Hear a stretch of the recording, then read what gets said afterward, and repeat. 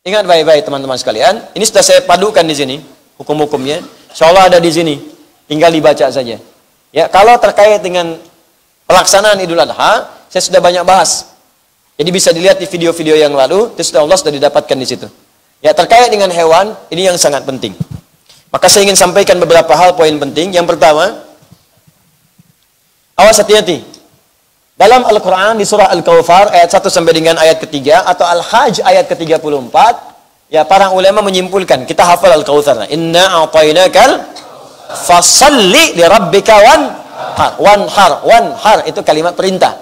Perintah itu bisa 3 jenis. Bisa mubah. Awas, perintah silahkan tapi mubah, diberi pilihan. Kerjakan silahkan, tidak silahkan. Seperti perintah makan, wakulu washrobu, silahkan. Quran surah 7 ayat 31. Silahkan makan, minum. Mau makan silahkan, minum gak ada masalah. Ya, jangan disimpulkan kalau nggak makan dosa, tidak. Makan silahkan, tidak silahkan, itu mubah, boleh, itu hukum asal. Ada yang kedua sunnah, perintah untuk sunnah. Ya, kerjakan, sunnah hukumnya. Nikah misalnya, perintah, ankihul ayama, silahkan menikah, sunnah hukumnya. Jelas ya? Dari mubah naik ke sunnah. Ada yang sifatnya wajib, kerjakan seperti sholat, fardu. Ya, aqimis sholata liduluki syamsi ila ghasaqil laili wa qur'an al-fajri. Tunaikan sholat 5 waktu, fardu hukumnya wajib. Maka korban ini ketika kalimatnya menggunakan kata perintah, ulama berbeda pendapat. Kalangan Hanafiyah mengatakan itu wajib hukumnya tuh. Wajib kurban kalau sudah dia memiliki kesanggupan untuk kurban. Jadi kalau dalam mazhab Hanafi, kalau ada orang sudah sanggup dia berkurban, sengaja tidak berkurban, maka itu hukumnya dosa. Apa sandarannya? Termasuk hadis Nabi sallallahu alaihi wasallam, riwayat sahabat Abu Hurairah, Ibnu Majah nomor hadis 3123. Di buku saya halaman 34. Perhatikan, an Abi Hurairah, ya, an Abi Abdurrahman ibn Sahar, dari Abdurrahman bin Sahar, an Abdurrahman ibn Sahar, Abu Hurairah radhiyallahu taala anhu, anin Nabi sallallahu alaihi wasallam qala, hadis riwayat Nabi sallallahu alaihi wasallam, beliau menyampaikan, lihat kalimatnya, man kana lahu sa'atun wa lam yudhi fala yaqrabanna musallana, fala yaqrabanna pakai nun taukid, musallana. Awas, hati-hati. Siapa yang punya keluasan harta, punya kemampuan berkorban, tapi dia tidak mengerjakannya, maka kata Nabi, jangan dekat-dekat tempat sholat kami. Dan pakai nun taukid untuk menguatkan, kencang, tegurannya keras. Mampu berkorban, datang ke pesta weekend tiap malam, tiap hari, makan minum enak di restoran paling mahal, berangkatnya juga ke tempat paling bagus, hotelnya semalam 48 juta, nginepnya luar biasa, korban nggak mampu. Woi, uang dibakar-bakar tiap hari, dikumpulin 4 juta setahun, kurban 2 juta nggak mampu. Rokok mampu, kurban nggak mampu. Kenapa nggak Anda kumpulkan tahun ini? Saya berhenti merokok dulu. Kenapa, Pak? Papa mau kumpulkan buat kurban. Malu sama Allah. Gisap-gisap asap, duit hilang. Mudah-mudahanlah kali ini asapnya bisa dibakar, aromanya harum sampai ke surga. Kumpulin, ternyata begitu dikumpulkan setahun dapat 2 kambing. Masya Allah. Alhamdulillah ya Allah, Kau berikan aku hidayah mengganti rokok dengan kurban. Masya Allah. Balik. Kalau nggak percaya coba deh, setiap kebiasaan Anda merokok kumpulkan ganti dengan uang kurban. Jadi setahun begitu jadi kurbannya bisa nangis Anda. Ya Allah.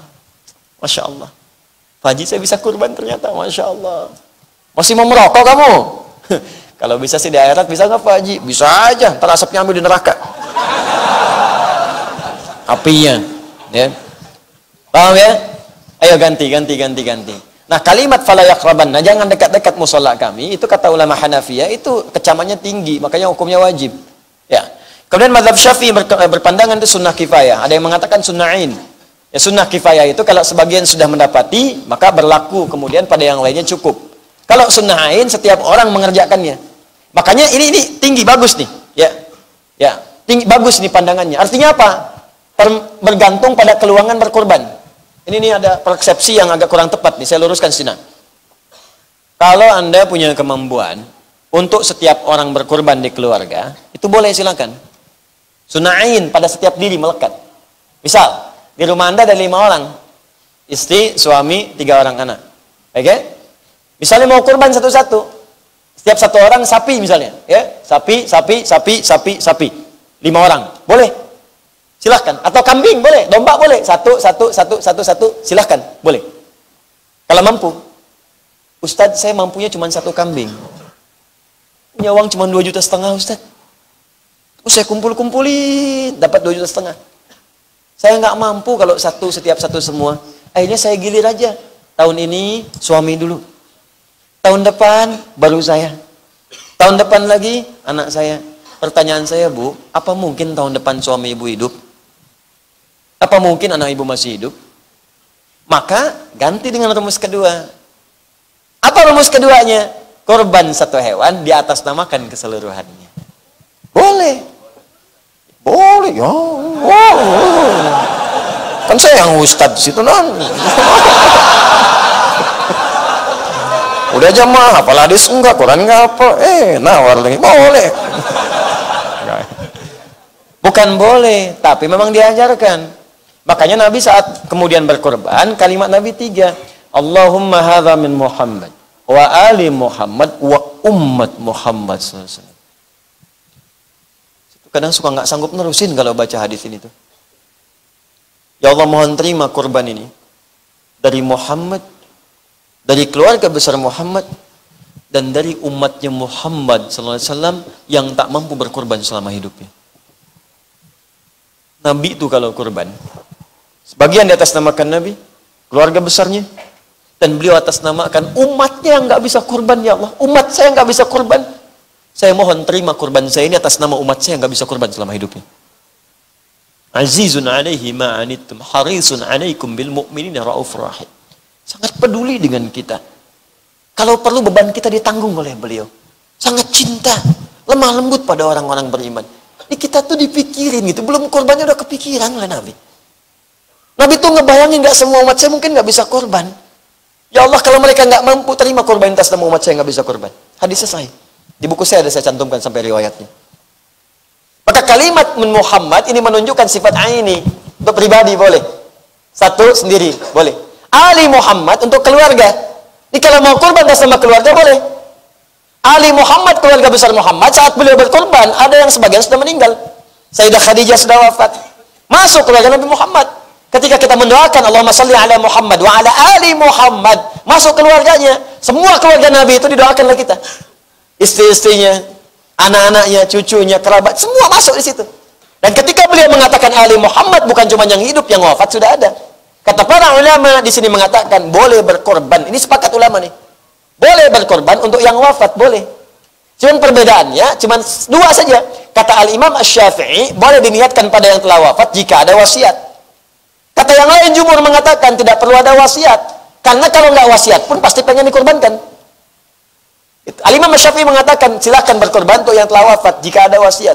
Di semua ulama sepakat, boleh korban itu diatasnamakan bagi yang wafat, boleh. Misal ayah saya telah wafat. Terus saya pengen berkorban untuk ayah saya niatnya. Ya, boleh. Saya carikan sapi atau kambing, niatkan untuk ayah saya. Boleh. Cuma beda pendapat saja. Kata Imam Syafi'i, ada wasiat nggak? Kalau ada wasiat, silahkan.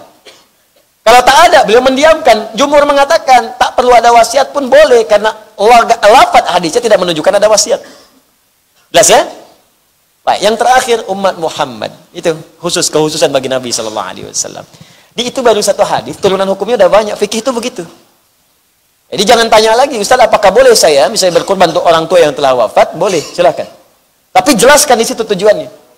Ya, kalau mau lebih cepat lagi, sebutkan keluarga besarnya. Keluarga besar misalnya Bapak Muhammad, maka istrinya masuk, anaknya masuk, cucunya masuk, ada di situ. Ya. Jelas ya? Nah, jadi jangan muskil lagi di sini kalau ada yang memang kadarnya dapat titipan dari Allah misalnya 1 kambing, ingin untuk keluarga, niatkan untuk keluarga. Kalau ingin untuk 1 personal silahkan, tidak ada masalah. Untuk ayah saja misalnya silahkan. Ibu saja tidak ada masalah. Ya, Allah Ta'ala alam bisawab. Jelas?